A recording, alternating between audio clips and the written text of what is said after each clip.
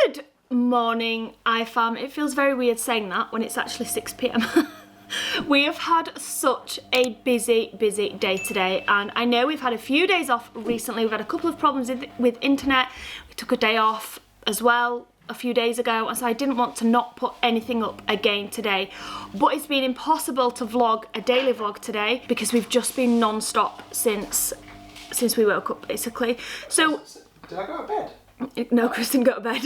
Well, he did. He went to bed at 5, but then we were up like 7 because I'm going to tell you now. Anyway, we got home last night from our Scotland trip at about, it took about 4 hours to get home, right? But then we stopped. Last night. We got home. Yeah, it was like 4 hours, and it flew by so fast. We got home after. We left Edinburgh late.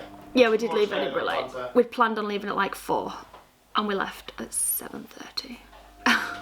Anyway, with a quick break, we ended up getting home about midnight, 1 a.m, something like that. We transferred Jace and the girls straight to bed. The girls walked to bed, obviously. And then it was time. Yeah, I feel like you've got two types of people in this world. You've got the really super organised that are on holiday, and they leave their holiday early because they know they've got a lot to do when they get home. And they're sensible, and they get home and they get done what they've got to done stress-free. And then you've got us and people that are like us that want to savour and squeeze out every last bit of the holiday and don't want to leave until you're like really got to leave. And then you're savouring your holiday so much that you don't leave, that when you get home you're like, oh no, when are we going to empty the van and clean it? It's got to be back at 11 o'clock the next morning. It's got to be back over an hour away from our house at 11 a.m, and there's no leeway on that because it's going to be straight back out again. That's us, and that's hence why Chris was up until 5 a.m. this morning. 5 a.m. The sun come up, the birds were singing, and I was like, oh, and he had this hoover on in the caravan. Did you actually hoover in there? Yeah, of course I did. Oh, the neighbours are loving you. Oh my gosh, yeah, Chris accidentally beeps the horn like 3 times when we got home. Between 4 and 5. Anyway, so last night was a late night for everyone, and we were up super early this morning and we had to rush straight out because we had to get the van back at 11 a.m. in Sheffield. And we all had to go, obviously, because Chris had to drive the van and I had to drive the Land Rover so that we could all get back home. So we did that. We got home at around 12:30-ish, something like that. 12:30, 1 o'clock, something like that. Pulled up the street and found a lady stalking our house, filming it, taking pictures outside. That was interesting. At least we've got a face now to one of the stalkers. Anyway, that's a story for another day. Came inside, and then we had to literally unpack a million bags because we just dumped everything in from the camper van last night. So we've been washing today, cleaning. The living room is a massive mess because there's just stuff everywhere. And I've been up to the office. Oh, I get so excited even when I just think about that because I can't believe, like, I'm just so happy with the new products that I've got. I'm not going to bore you all on here with them, but a mega new product. I've got some new Baby Me blankets and some new Teen and Me ones as well with Isabelle, so really excited about those. I've been up there today and shown that, and then I've just been to Morrison's, got some shopping in, and we're about to cook some dinner. So like I said, yeah, I kind of didn't want to not put a vlog up today, and I thought I'd kind of maybe do a hints and tips, pros and cons, travelling in a tiny house on wheels, a camper van, an RV van, how we did it, just in case anyone's interested, because we've received a mega amount of messages saying that we've inspired you guys to make the same trip, we've inspired you guys to buy a caravan, we've inspired some of you guys to buy a camper van. It's been amazing, so we thought we'd just let you know how we did it, and the costs and everything that's involved. So the first thing we're going to talk about today is money. Anyway, so the biggest expense that we spent on this holiday was the hire of the RV Why have you van. zoomed me in? I'm not happy with the zoom in. I'm not having it. Yeah, that's better. I'm not having it. Now, obviously with everything in life, houses, cars, you can go as cheap as you possibly can, or you can go expensive and have a little bit more luxury. We decided on this trip we wanted something more luxury. We'd never done like an RV before, and we wanted to make sure that we were comfortable and that also we had enough space for all of us. Obviously we're a big family with 6 of us in our family plus a dog, so we didn't want to be crammed into something way too small. And so our RV that we hired was actually more on the expensive side, but there's massive pros to stretching this part of your budget if you're doing the NC 500. Not to mention the space and everything like that. The RV that we hired was brand new. It was a brand new van, and there was like 2,000 miles on the clock or something. We were like the second people to ever take it out. Yeah, so there's like 2,000 miles on the clock. Way over 3,000 though when we took it back. Nearly 4,000. We did way more miles than the NC 500. Yeah, we did. Way more. We paid around, I can't remember the exact figure, but it was around £3,500 for the 3 weeks. Like I say, you could potentially get it cheaper, but we believe that it was worth spending that extra money to have something nice. It wasn't just that, but we booked last minute. Yes. And we booked in peak time. At the minute, everybody is going crazy for van life, obviously because of lockdown. No, I don't know how many people are traveling abroad right now, but a lot of people are doing the UK at the minute, and to do that, they're hiring RVs and vans and stuff like that, like we did. We hired our RV van from a lovely family-run business, and we'll link his details down below. It's based in Sheffield, so it was only about an hour from our house, and we was quite limited to like what was available anyway around us. There was nothing available around us. Like I say, we booked last minute, but this was a lovely family. Their van was perfect, everything was brilliant. We were a bit dense ourselves because we couldn't work out how to use the hot water, but that wasn't a problem with the van. No, that wasn't the van. That was us. But that was the biggest expense of our whole trip, and I guess it's no different to booking your hotel if you're going abroad though. That your living accommodation's like a massive chunk. But aside from that, there wasn't really any other costs with regards to the actual trip, because we had such a nice caravan, RV van, I keep saying caravan, motorhome. We didn't need to go on campsites, we could wild camp, so to speak. But we didn't want to go on campsites. The whole point of the trip was to wild camp the full thing. So we had no campsites to pay for, we didn't have to pay for anything like that. The only other cost was food, but we would have spent the same money on food if we'd have been at home, because we just shopped at Tesco's, Aldi and Lidl. And then the other cost was petrol. Now, I personally was dreading the cost of petrol. Diesel. No, anyone who hasn't watched the video the first time we filled up that van, I was worried about it. But to my surprise, if you haven't watched the video, you should go back and watch it because it's funny, especially that part. To my surprise, the fuel stopped at £57 or something like that. No, it was like 62. Was it 60? 62. Around £60 it stopped dead, and it was a full tank, and that did about 400 miles. So, did it? Well, on the range it said. I don't know if it actually did 400 miles. It did say 399 on the range. Because we fueled up a few times on the trip. It said a bit different each time. Yeah, a bit different each time. So it was really cheap, really cheap. It was like it was an what's it called? AdBlue and diesel van. Anyway, but it was really economical. I don't think it did quite do 400 miles because we did top up quite a few times, but we probably spent in total. But we were driving really hilly roads, constantly pushing the engine. Yeah. You know, they were not normal roads. Yeah, and we drove, like we just said, over 1,500 miles. And in total on petrol, this is a guess, but I'd say we spent probably around £350. Do you reckon? Probably, yeah. Do you reckon about that? I think how many times we filled up? I think we filled up like fully, like 3 times, but then all the other times were just top-ups of like £30 and stuff. Yeah, because we weren't sure about when we were going to get petrol. Whenever we saw a petrol station, we just stopped and top up. Yeah, that's the best way to do it. And then the only other expense, because we didn't have campsites or anything like that, was food. And like I said, we spent the same as what we'd have spent being at home. So the NC 500, the north coast of Scotland, we did it a way that we thought was the best way. Basically, we did a lot of video research, watching a lot of YouTubers who have done this, and a lot of documentaries of people who have done this trip. And we wanted to start on the west coast, and I'm so glad we did. So glad we did, because oh my goodness, the west coast of Scotland is insane. There's no point in me telling you what it's like. Like, either watch our videos, but even our videos don't do them justice whatsoever. They're just crazy insane. As soon as you hit I hope I'm saying this right, Loch Lomond National Park, your mind will be blown. Like, from then on, you never ever turn a corner without seeing something that's incredible. That's just reminded me of when we got there and you and Isabelle was, Dad, where are we? And you went, Loch Lomond. And Isabelle went, Dad, we're not in France. I don't remember that conversation. You pronounced it like this, Loch Lomond. Was it vlogged? It didn't happen then. Loch Lomond. And Isabelle just looked at me and then went, Dad, we're not in France. Anyway, because we were in Scotland, obviously, it's number one, it's obviously legal to wild camp wherever you want. Unless there's a sign saying you can't, obviously. Okay, so the one thing that I can tell everybody to do for sure if you're thinking about doing this route is go do it and wild camp it. Wild camp it all the way, because that is how you see the proper gems of Scotland, and you get to, oh my goodness, there's nothing like going to sleep and waking up in just some random location outside some random loch, seeing the most beautiful sunrise on top of the most gorgeous cliff, you name it.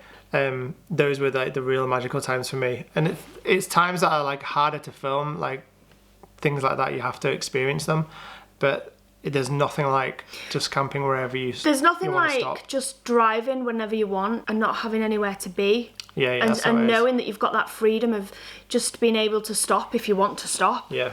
And not like we can't really because we've got to get there for this time, or we have to get in before check-in closes, or anything like that. We didn't have a plan. No plan at all. We had no idea what we were doing.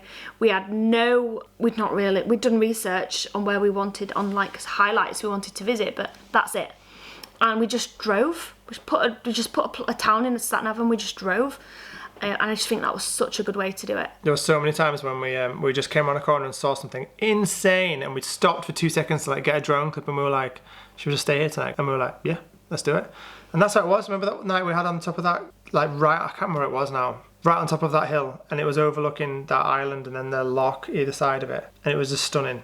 I didn't like those nights. They scared me. Oh, the wind. I was terrified. No, I thought the brakes were going to come off the car or something. I was going to roll into the loch. I don't know why, but I've got this massive fear of, well, I think I've said before, of water and like a vehicle going into water, like a horrendous fear. Can't even go over a bridge without like thinking about it. And so whenever we were parked really high, like on a cliff top, and we could have rolled, even though Chris was like, it's impossible for the RV to roll, it's impossible, like it's in gear, it's got the handbrake on. I was still like, no, but I can't. And every time I was in bed sleeping, it started blowing in the wind, I'd be like, anyway.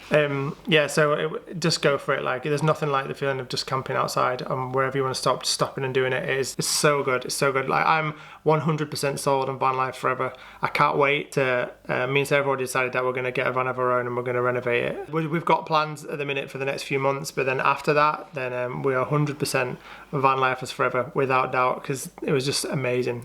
And then we'll move to the cons. No, we haven't got through the pros yet, full. Nowhere near the pros, man. There's too many pros. There ain't nothing bad about van life. That's what it is. There's nothing bad about van life. Is so good. It's amazing. There's too many pros. It is amazing. Sarah and I watch so many van lifers, and we're always like, oh, I'd love to do that. Oh my goodness, could you imagine? And I know exactly why they all do it, because it is awesome. You cannot beat it. Okay, but I am going to say the cons, because for me, there are some cons to our trip, and I don't want anybody to think that it was all a bed of roses the whole trip, because that's sometimes what's shown in vlogs. Actually, I know what you don't film like when you're stressed on a morning because you cannot move in the caravan, or when you sat there and your bladder's about to burst because you're desperate for the loo, but there's 4 people still waiting to go in front of you who bags at the toilet first.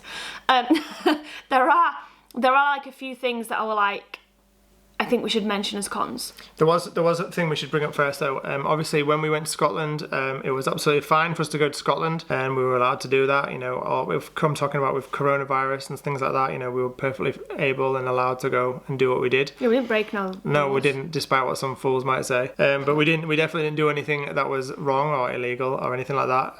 We were certainly allowed to go and do that, and we obviously were very clued up about that beforehand, so we knew that we could do that. But at the same time, campsites were not open until the 15th of July. So we left on the 3rd of July, did we? I can't remember. 4th. Something like that, but campsites were not open until the 15th. We didn't want campsites, we weren't using campsites or anything like that. That's why we went. And that's why we went. Anyway. But the borders were open. But the borders were open. I also want to say, actually, because a lot of people have been like, oh, maybe you shouldn't go, blah, blah, blah. How many people came up to, well, I think, like, I'm not saying loads, but like 2 at least, or maybe 3 people came up to us. One, where was I? Was it in Fort William? I can't remember. I can tell the story about the one that happened to me. No, it was in Fort William, I think. You tell the one that happened to you.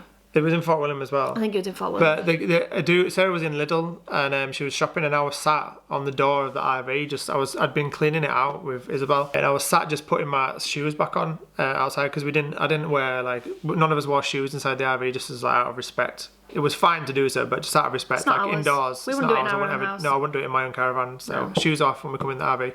I was putting my shoes on outside, and this guy came up to me and he said, "Oh, where are you from?" So I said, "Oh, Leeds in West Yorkshire in England." And he was like, "Oh, thank you for coming." And I was like, I thought he was being sarcastic at first. I thought. So, 'cause all right. I got my back up. I was like, "What?" This man's just walked up to me and been like, "Yeah, thanks for coming." No, but you didn't do that. But no, obviously I didn't do that. But inside, I got my back up. I was like, "Hey, a minute." Because I was about to say, oh, it's all right, man, don't worry. But inside, I was like, hey, what did you just say? I couldn't decide whether to take him, like, just to be like, or what. So I didn't say anything. I was just kind of like birds chirping, you know, tumbleweed rolling through. What was he like? Is he insulting me or is he being nice? I think he's insulting me. That's what I was like. And then he goes, so I didn't say out, and he obviously could clocked on that I was a bit like, because I was probably pulling that face as well, like, help me. So he said, genuinely, thank you so much for coming. And I was like, I kind of looked at him as if to say, oh yeah, go on, why? So he said, during the coronavirus, that the towns that are obviously on the NC 500 are, you know, the small towns, the remote towns where things like, you know, tourism is pretty much their only source of like income. So he said, although in the summer, this place, normally this place would be so rammed with tourists that you wouldn't be able to get from one side of the town to the other without like a 2-hour fight on your hands in the car. And usually it's like 10 minutes. Yeah, and usually it's 10 minutes when there's no tourists. And he said, so thank you for coming because we need people to start coming again because my wife's just lost her job of 20 years. Her employer's company has gone bust after 20 years. Due to no business and due to no visitors because of COVID. And the towns were like so quiet and so many businesses that were closed up, and you could just tell that it was just like obviously we're not saying everybody pack your bags and get up to Scotland because that's not what we're encouraging, obviously. But I do feel like sometimes people straight away are like, you shouldn't be going, stay at home, without thinking about, you know, so many places rely on business and tourism and people like us to go and visit and things like that. And obviously the coronavirus is not gone, but you know, you wear your masks, you wash your hands regularly, you social distance, and you follow the rules. I'm not saying break the rules. We didn't break the rules. No, we wouldn't dream of it. We followed the rules. We've never travelled, despite what some people think, when there's been a ban on travel. And we've never travelled also when there's been only travel for only essential travel. Nope. I know a couple of people get mixed up with the Maldives thinking that we did then, but we didn't. And it's the same. What I'm saying is, if there's no ban on travelling, don't automatically put other people down if they want to travel. Because obviously they're doing it for their own reasons, but travel's essential to so many businesses and people and livelihoods and families, and it's so important not to automatically think bad of people. Anyway, basically this guy was like really lovely, and I said to myself, I told Sarah about it when she got back to the car, and I was like, I need to vlog about that when I get back, and I forgot to vlog about it, and I wanted to do it, and I was like, the next day I was like, you didn't do it today, and he's like, yeah, I'll do it later. And I was like, but it'll be disingenuous if I say it the next day, because it didn't happen that day and the emotions weren't there. But it was something that really touched me on that trip. And it happened a couple of times, but not in as much detail as what that guy went into. Yeah, it did. So one of the things that was difficult because of the fact that campsites were shut until the 15th was water. So the van we had holds about 100 litres of water, and then we had an extra tank as well, hold 25 litres of water. But you get a family of 6 all getting washed in the morning, plus some washing up in the sink, and that 100 litres is gone like that. I will never take a hot shower for granted ever again. One where I can just stand there and just shower and not be like... Do you mean unlimited water? Yeah, unlimited water and hot unlimited water. Rather than absolute brain freeze, but trying to turn it on quickly, and then turning it off. Yeah. It's funny actually, when I did the washing up today, I didn't use I've obviously got lazy over time, and I use the dishwasher all the time rather than hand washing up. But I hand washed up a load of stuff today, and I was doing it like in the van. I was doing it with the water trickling out of the tap, and I was like, wait a minute. Put it on fast. My brain's programmed. It's good to save water though. Of course it is. Of course it is. Wicked. But yeah, one of the things that was really hard to do was to get water. So everywhere in England, pretty much I've seen, you go to a petrol station and you can get free water for your screen wash, right? So in England, in the Lake District, we topped up our water pretty much using the screen washed. Because we free water at petrol stations. That in our mouths or anything. No, it's just to wash with and just wash dishes with. So it doesn't matter if it's not drinking water. You don't drink out of your RV tank or your caravan tank anyway. You drink out of bottled water when you're staying in a caravan or RV. I think I've already said that. Anyway, so but then when we got to Scotland, in England, from my experience, in the petrol stations they've got like the air pump for the tyres, and it's always got a water thing on it as well. You just said that. No, I didn't say that. Thanks. In Scotland, they don't. They have only air on the air pumps mostly, and some of them do have air and water.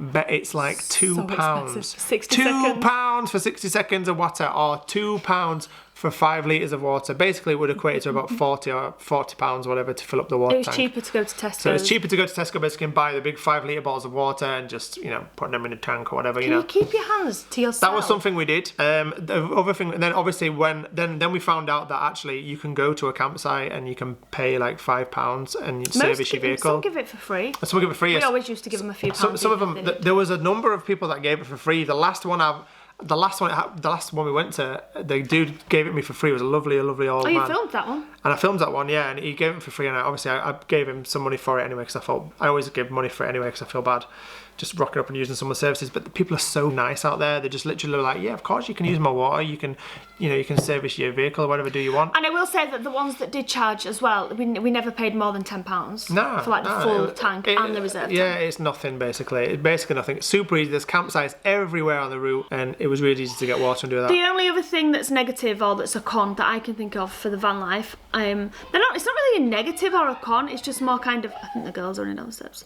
It's more just a kind of something that you have to get used to, and that's space. If you can imagine in our house, obviously we've all got our own space. So if you're like feeling frustrated or you just want some of your own space, you ain't getting it. Especially when you're in Scotland and the weather's not amazing and you don't have like, even in our caravan, like we've got the big awning, so there's like space to move around and things. But when you're in Scotland and you're in a tiny van and it's absolutely pouring it down outside, there's just nowhere to go. In the RV, although it was a good size, there weren't even seats. Well, there were seats, but not really like communal seats. Like me and Chris were in the driver's seat eating our dinners. Yeah, you know what I mean? Yeah. You know, so we're used to sitting together as a family and eating our meals together, all as a family. But in the RV, obviously the girls and Jace would be sat around the table, and then me and Chris would be sat in like the driver's seat and my seat, which it's not really a con, but it's just different to what we're used to. Luckily and genuinely, honestly, like we are like a proper chill family, so we don't ever, well, we definitely didn't argue once on that trip, that's for sure. I was thinking, where are you going with this? We didn't argue once on that trip, but I guess what Sarah's saying is that, you know, sometimes if you want your own space, you ain't getting it, man, you know. But you know, for us that wasn't. We loved that. We're used to spending. Yeah, that's the thing. Like we're used to spending all of our time together anyway. So we're used to being around each other. Sorry, my bad. We're used to being around each other constantly. But if obviously you're a family that are not around each other all the time, and then you're suddenly all around each other all the time in a tiny caravan where you haven't got your own space, then things you just have to have patience with stuff like that. Is that I think the only other time that I noticed what Sarah was saying about like the space thing, obviously like this won't apply to probably anybody else unless you're a daily YouTuber like we are, but on a night time it was, because obviously I had to edit videos on a night time once these guys have gone to sleep, so that was difficult in a van because I was sat in the middle of our van. There's like a table and chairs, and I was sat on them editing at night time whilst everyone was asleep at either end of the van. And obviously every single move you make, even a tap on a keyboard, you know, might wake somebody up. So that was hard for sure. But it was great on the nights when it was really windy and raining, because the wind and the rain drowned out every single noise I made, and I could just be as loud, as reckless as I wanted. So yeah, rock and roll live, tap away at your keyboards. Woo! Well, yeah, these guys wouldn't be seeing what we do if we didn't do that, would they? Yeah, but it's just like, I could be really reckless on a night time when the wind is blowing. It was liberating. Trust me. It was liberating. It was really liberating, because I could open a can of drink without fearing everybody waking up and me just causing. If anyone woke riots. up, literally, if anyone woke up, it'd be like, sorry babe, go back to sleep.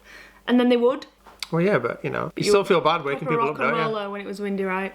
Yeah, obviously, you know. So in summary, I don't really know where we've gone with this big old rant of a video, but I don't really know where I've gone with this video. I don't even know what I've said. But let's just summarize. Let's just throw out a few tips for doing the NT500 in a van, wild camping it all the way. Number one tip with a family, yeah, or without. Number one tip, do it wild camping all the way. You'll see Scotland, you know, so much more. Go do it in it. Don't be restricted, basically. Don't be restricted to campsites and whatnot. Go and do it, wild camp it all the way. With no limits, no times. Yeah.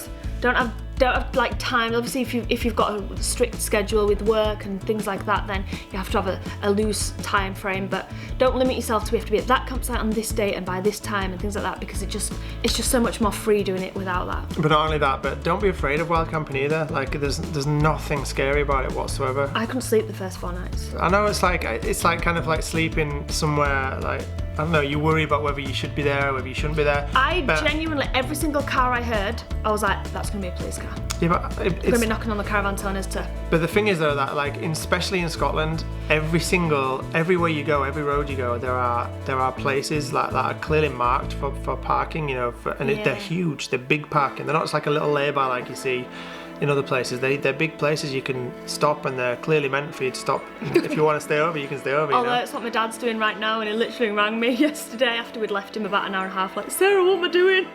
I can't park here. Yeah, I was like, no, you can. He's like, I've got my caravan stuck. The one-way street. But yeah, there's just go do it wild, and just embrace it, and just love every second of it. Stock up on water. Stock up on water for sure. Whenever you go to big shops. Yeah, whenever you go to big supermarkets, get like the big bottles of water, and pack as much as you think you'll need, and then double that, because you'll probably need it. In water, not in anything else. No. Anything else, pack minimal, because you don't need it all really, you know. Unless you're a YouTuber like we are, who's going to see you? I was saying to my dad, I was like, Dad, if I was you doing this trip, I wouldn't even get out of my pajamas. Yeah. I just literally just. Ugh. Definitely, biggest tip I can give you is take a drone if you can, but don't fly in big wind. We all know what happened in them stories. Take a camera, because you're going to turn every single corner on the NC500, and the next corner is going to blow your mind more than the previous one did, and you're going to want to stop and take pictures and video it. It's amazing. Video it all. If you're going to take a drone, just make sure you don't fly in high wind, because we all know how that story ends, and it wasn't good. I've just thought of another big tip. I don't know if this will actually apply to all year, or if it's just summertime, and I don't know if there's even such thing that will prevent this, but the bugs on a night time are unreal. No, there are. You can get hats. And it really did. It's probably the only thing on this trip that spoiled it for me. Even the cold water in the shower, that didn't spoil the trip for me. It was just a bit inconvenient, but it didn't spoil anything. But the bugs really did spoil it for me, because I hate being bit by bugs, like I hate it. I hate how it makes me feel afterwards. I hate itching and having bumpy skin where they've bit me. I feared Jace. If you want to check my arms out still? I know. I'm covered. I feared Jace being bit and him not being able to sleep or being ill from it. Still scratching my hands everywhere. And the bugs, soon as the sun started to go down, and even before then, they were just billions in front of your face, billions. But that's not at every place. Like it was only a few places. It was only a few places that happened. Pretty much every place. It was that one night at Loch Lomond when we drove through there. I got out to drone a sunset, and halfway through droning it across this lake, I just realised that my skin was getting bit everywhere on fire. I was like, what's going on? Nothing I could do about it, because my drone was a mile, ages away filming this lake. So I got back to the van and I was just covered in little midgie bites. But even in places that we didn't think there were bugs, and we'd get the chairs out, within 10 minutes we were all back inside. Yeah. Literally, it was. It's probably everywhere. the time of year or something, but there's a lot of midges. So. It was, and there was a lot. I don't know if there's anything you can get like to prevent it, but I remember. Do you remember the steps we went to? What are them steps? Walligo steps. The Walligo. Oh my goodness, walking. You need a bug hat for that. You need the hat. Like this guy had this big tent thing on his head. And when That's what you can get. That's what you can buy. When he got out of the car, though, I was like, why has he got that on his head? Is that like a? I didn't know if it was like a Corona type thing.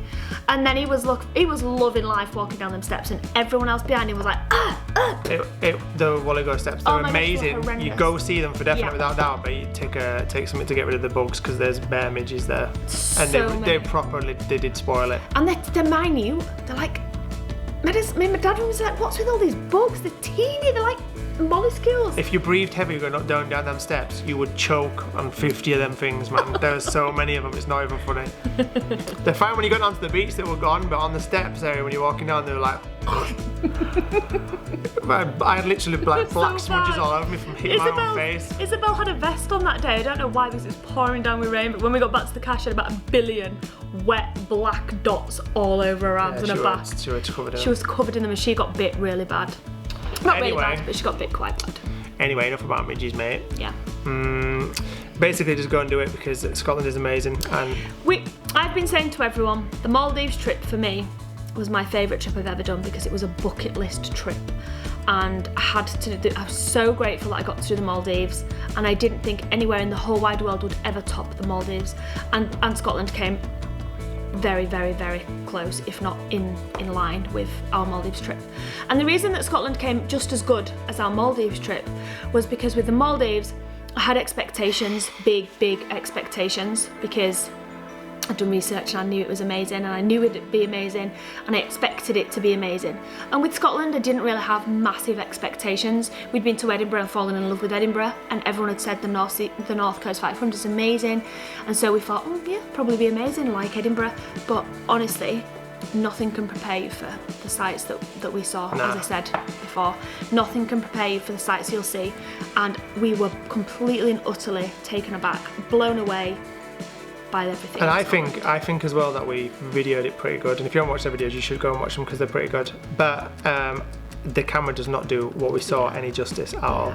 There's a stretch of road between Loch Lomond and Fort William, and it's through mountains, and I kid you not, that was, we drove about 5 miles an hour the whole road, and it was about an hour long, and there was just mountain after mountain after mountain. But I'm not talking about like, oh yeah, it's a hill, it's a mountain. I'm talking about a mountain after mountain after mountain, and it was unbelievable. The colours, the sights, the waterfalls coming off them, you literally think you're in a movie set. It's like walking into Jurassic Park.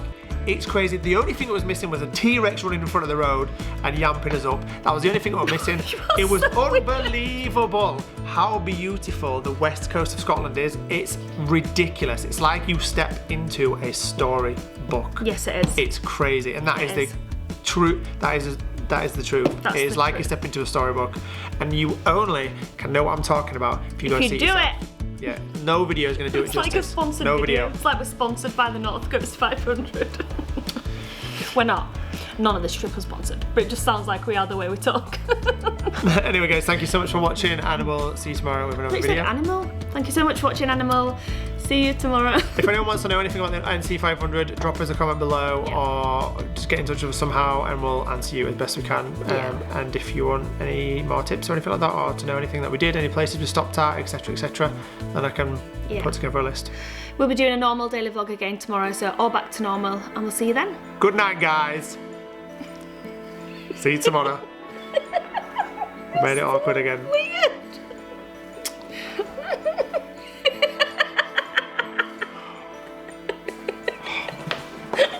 We filmed outros about 20 times. I am a hair now. Thank you so much for watching, guys. We'll see you tomorrow. Good night, guys. Good night. Toodaloo.